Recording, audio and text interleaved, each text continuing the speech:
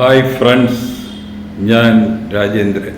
ഞാൻ ഇന്നിവിടെ കാണിച്ചു തരാൻ പോകുന്നത് ബീബി കാ മക്ബര, താജ്മഹലിന് ഇന്ത്യയിൽ തന്നെ ഒരപരൻ.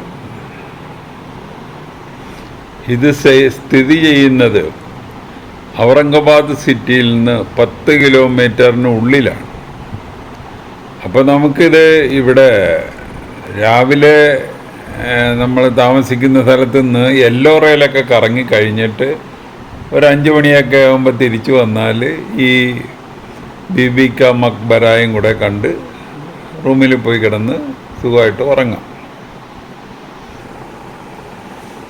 ഈ സൗധം പണിയുന്നതിന് ഏറ്റവും മുൻകൈയെടുത്തത് ഔറംഗസീബിൻ്റെ മകൻ അസം ഖാൻ.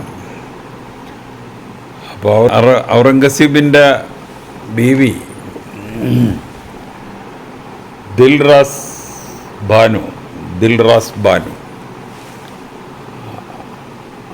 അവർ ഒരു 5ാമത്തെ പ്രസവത്തോടുകൂടി മരിക്കുക. അപ്പോൾ അവരുടെ മകൻ എന്ന് പറഞ്ഞാൽ ഔറംഗസീബിൻ്റെ മകൻ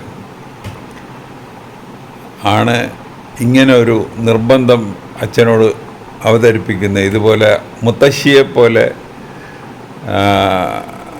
ഓർമ്മ എന്നും നിലനിൽക്കാനായിട്ട് ഒരു ശവകുടീരം പണിയണം എന്ന് ഈ മകനാണ് നിർബന്ധിച്ചത്.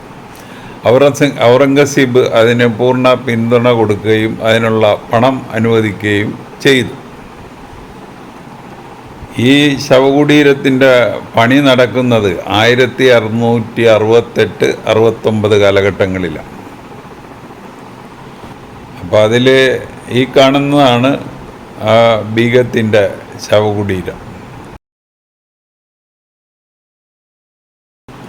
ഒരു താജ്മഹലിൻ്റെ ഒരു അപരൻ എന്ന് വേണേൽ പറയാം എന്നുള്ളതല്ലാതെ താജ്മഹലുമായിട്ട് നമുക്ക് കമ്പയർ ചെയ്യാൻ ഒന്നും പറ്റത്തില്ല. താജ്മഹൽ ഒരു പ്യുവർ മാർബിളിലൊക്കെ തീർത്തതാണ്, ഇത് സ്റ്റോണിൽ തീർത്ത ഒരു ശവകുടീരമാണ്.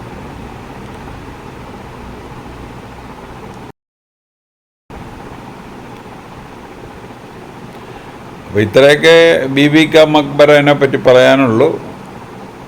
വീഡിയോ ഒന്നിട്ട് കാണുക. കണ്ടിട്ട് ഇഷ്ടപ്പെട്ടുവെങ്കിൽ ഞങ്ങളുടെ ചാനൽ സബ്സ്ക്രൈബ് ചെയ്യുക. വേറൊരു വീഡിയോ ആയിട്ട് നമുക്ക് വീണ്ടും കാണാം. Thank you.